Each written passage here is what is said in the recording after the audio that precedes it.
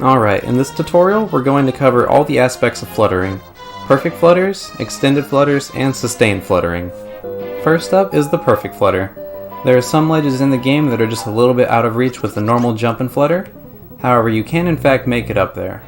So normally when you jump, if you hold the button, Yoshi's going to flutter automatically. But that doesn't give you the maximum amount of height. What you want to do instead is, at the peak of your jump, release the B button, and then repress it as quickly as possible. Keep in mind that it's a 3-frame window to do a perfect flutter, but the catch here is that you have to repress the button within 1 frame, otherwise you're going to lose too much height to make it up there. So it looks something like this. Next up is the extended flutter. By bouncing on an enemy you can get a really high flutter, and that practically doubles your height. To get the most height from your extended flutter, you want to make sure that you press B right as you bounce on the enemy. If you don't, you'll get a much lower bounce and a much lower flutter. You can also follow up your extended flutter with a perfect flutter to get a little bit more height.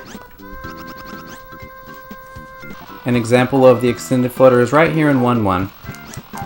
You can do an extended flutter, then follow that up with one more, and you can get up to this top section here. This will skip the otherwise slower beanstalk platform.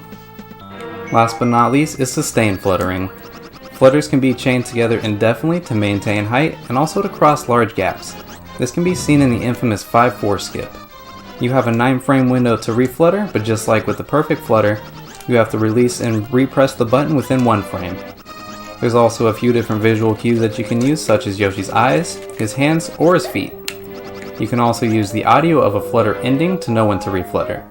You're going to want to find the cue that works best for you. And even though a 1-frame repress sounds scary, over time you'll develop a rhythm for it and the muscle memory for it. With all that being said, this concludes our tutorial for fluttering. I hope it helps, and thanks for watching.